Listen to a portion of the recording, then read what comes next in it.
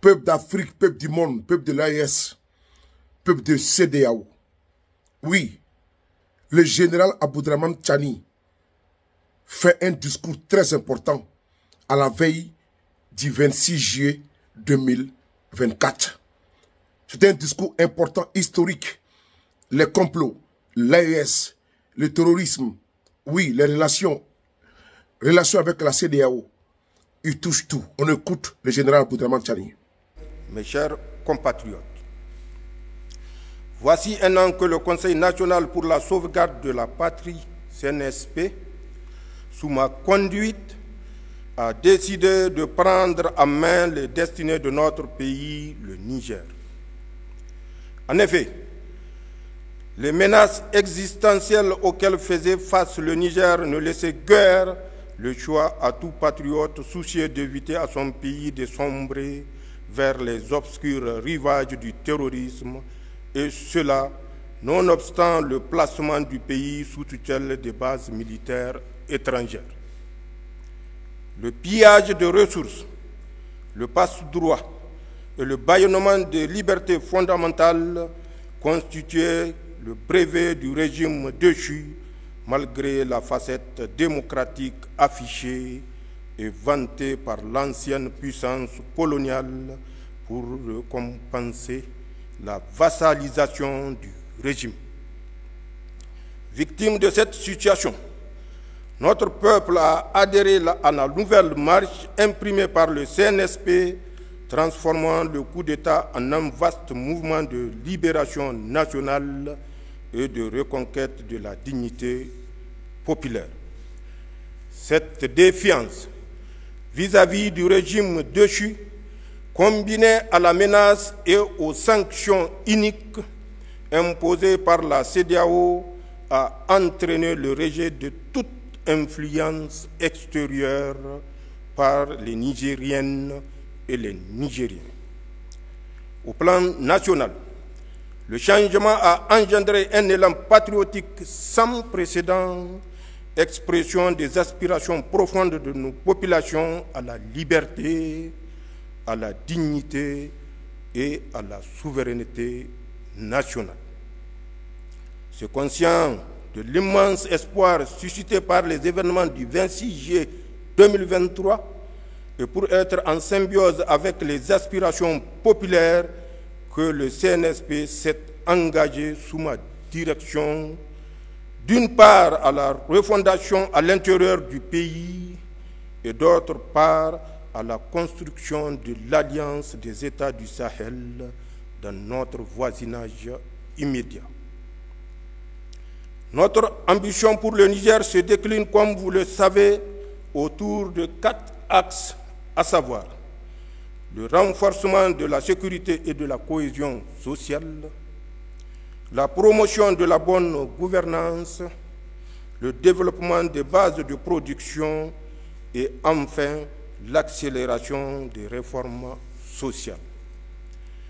L'adhésion forte de la population à l'élan imprimé le 26 juillet 2023 nous commande ensemble le devoir de réussir l'œuvre de refondation ainsi voulue avec un engagement patriotique sans faille.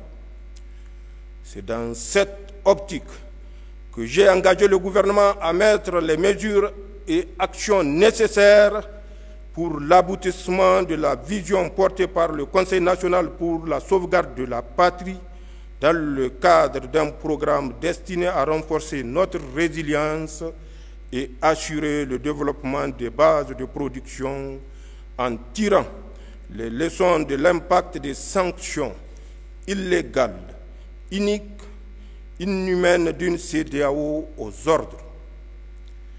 Des lettres de mission ont à ce titre été remises aux membres du gouvernement qui en feront le bilan sectoriel. Mes chers compatriotes, au plan de la défense et de la sécurité du territoire, la montée en puissance de nos forces sur les théâtres des opérations ne fait plus aucun doute. Qu'il s'agisse de la lutte contre le terrorisme dans le Liptako-Gourma et dans le bassin du lac Tchad, où dans le cadre de la lutte contre le grand banditisme, nos forces de défense et de sécurité engrangent des succès. C'est le lieu de rendre un vibrant hommage à nos forces de défense et de sécurité pour le lourd sacrifice consenti au service de nos populations. La nation entière, à travers moi, exprime sa reconnaissance à votre endroit et manifeste sa solidarité envers les veuves et les orphelins des soldats tombés sur le champ d'honneur. Pour ma part, je fais le serment de garantir la montée en puissance de nos forces de défense et de sécurité en réaffirmant la ferme détermination de toutes les autorités compétentes à poursuivre le renforcement des capacités de nos forces armées. L'État continuera à s'investir dans l'acquisition des moyens conséquents requis à la hauteur de la menace.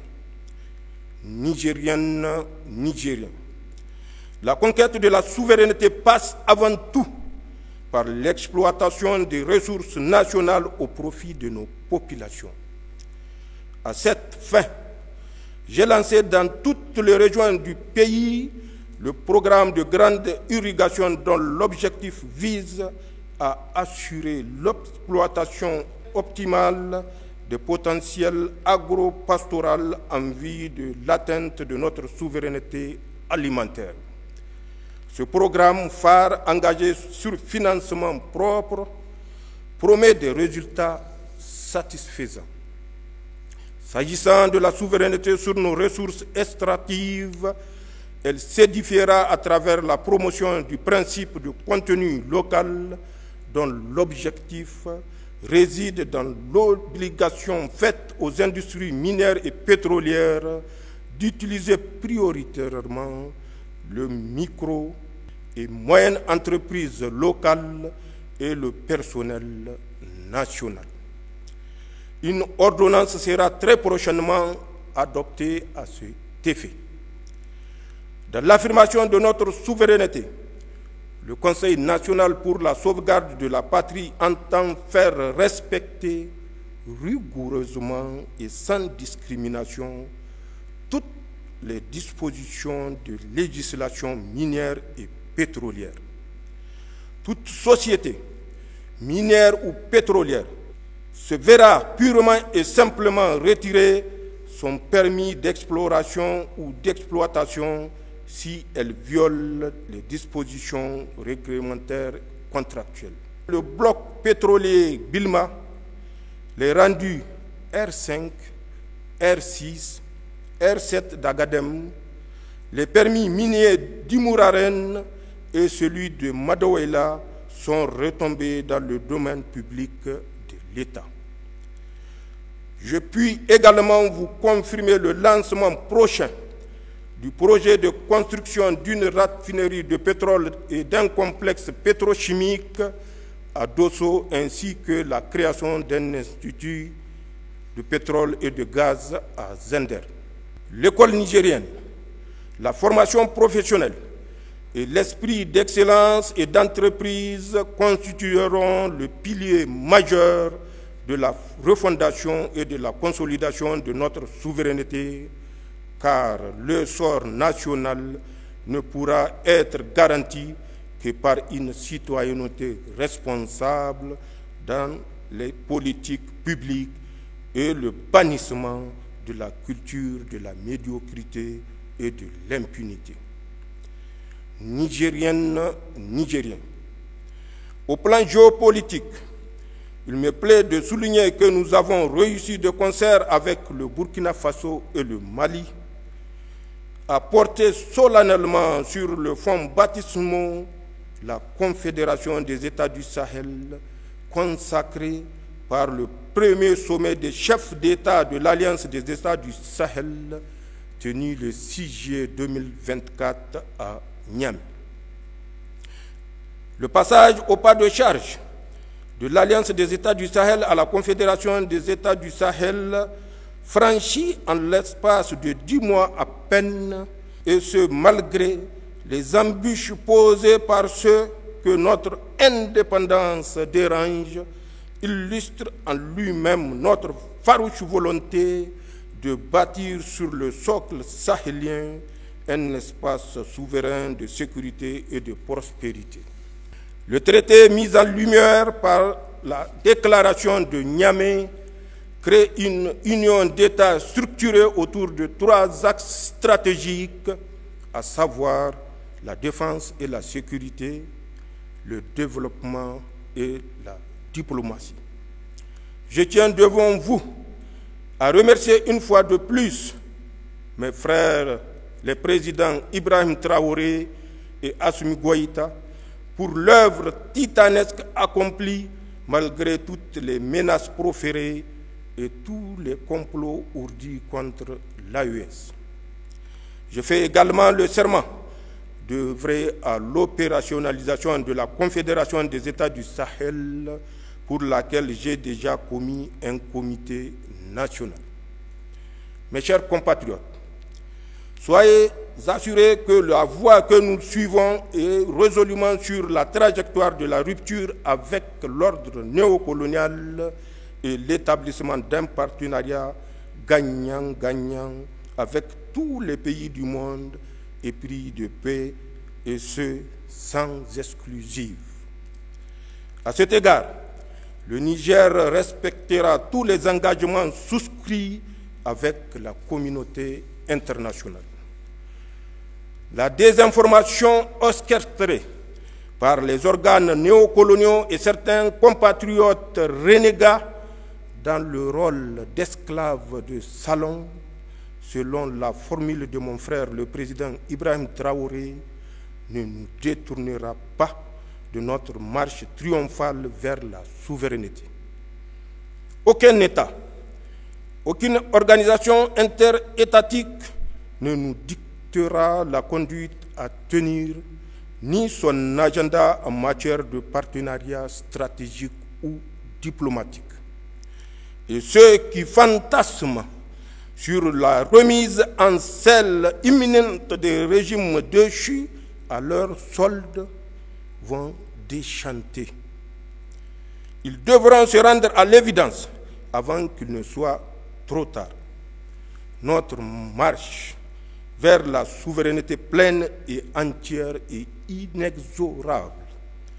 Mes chers compatriotes, c'est dans le cadre résolu de cette marche que s'inscrit une série de mesures préalables et actions prises par le Conseil national pour la sauvegarde de la patrie pour asseoir davantage notre souveraineté, à savoir, et sans être exhaustif, la dénonciation des accords de défense et de sécurité qui lient le Niger à la France, le renvoi de l'ambassadeur de France comme persona non grata, la suspension des droits de diffusion au Niger de certains médias propagandistes français, le retrait du Niger et du Burkina du G5 Sahel, l'abrogation de la loi 2015-36 du 26 mai 2015 relative au trafic illicite des migrants, le retrait du Burkina, du Mali et du Niger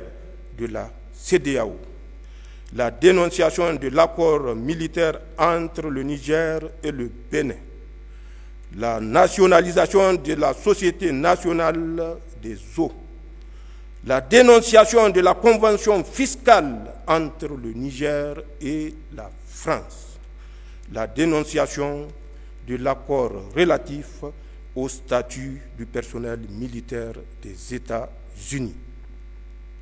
Nigériennes, Nigériens, mes chers compatriotes, d'autres mesures comme la création de la commission de lutte contre la délinquance économique, financière et fiscale, COLDEF, visent, elles, à assainir le climat socio-économique en rétablissant l'État et nos populations dans leurs droits.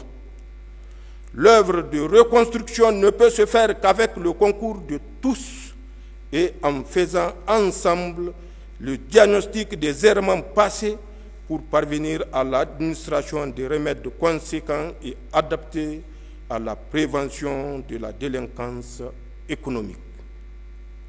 C'est dans cette optique que j'ai mis en place, depuis plus de 2 mois, un comité technique chargé de la synthèse des contributions issues des assises inclusives régionales, d'organiser la tenue des assises de la diaspora et de proposer les modalités d'organisation en vue de la tenue prochaine du Forum inclusif national. Zancien Kassani, Labousanino. Vive le Niger, vive la Confédération des États du Sahel. Je vous remercie.